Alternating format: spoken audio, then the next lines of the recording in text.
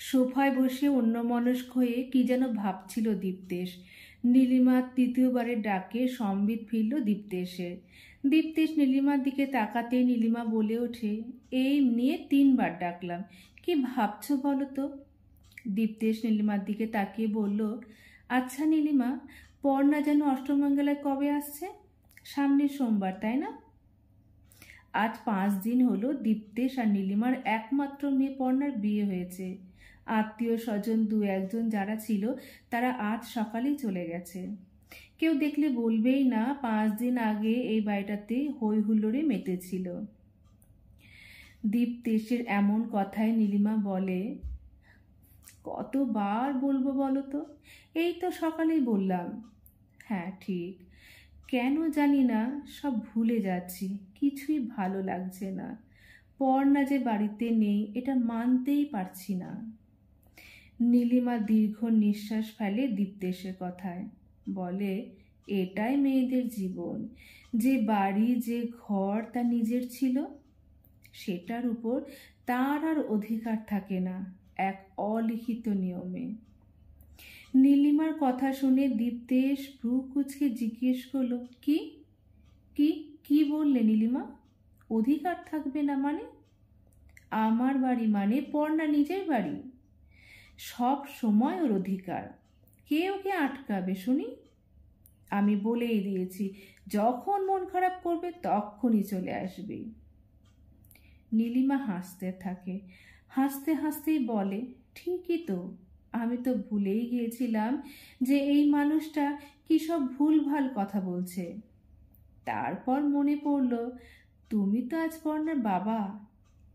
কথাগুলো বলতে বলতে কিছুক্ষণের জন্য থেমে গেল নীলিমা।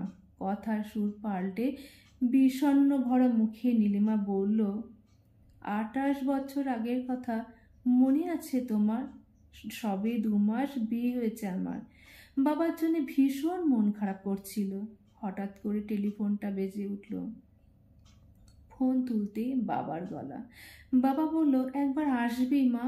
মনে হচ্ছে কতদিন দেখিনি। জামাইকে বল না একবার তোকে 2 দিনের জন্য দিয়ে যেতে। তোমাকে বলেছিলাম, তুমি বললে তুমি কি এখানে জলে পড়ে আছো? কি অসুবিধা হচ্ছে বলো?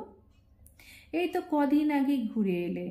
তাছাড়া মেয়েদের বিয়ের পর বাপের বাড়ির প্রতি অত টান রাখলে হয় না। এখন থেকে এই বাড়িটাকে নিজের বাড়ি বলে ভাবতে হবে। তাছাড়া তুমি তো আর বাচ্চা মেয়ে নও। সেদিন আমি তোমাকে কিছুতেই বোঝাতে পারিনি আমার মনের ভিতরকার অবস্থাটা। তুমিও সেদিন আমার বাবার অনুভবটুকু বুঝতে চাওনি। আর আজ বলছো তোমারই বাড়িতে তোমার মেয়ে যখন খুশি চলে আসবে।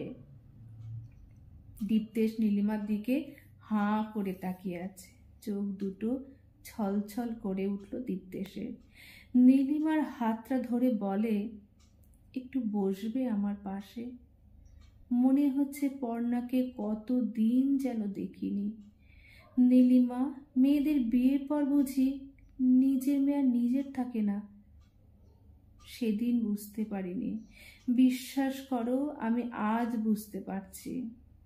বাবাদের মনের অবস্থাটা বাবা না হলে যে বোঝা যায় না। আমাকে ক্ষমা করো নীলিমা, নিজের মেয়েকে পর করতে পারবো না, কিছুতেই না। কলমে সরজিৎ ঘোষ, কণ্ঠে কেয়া।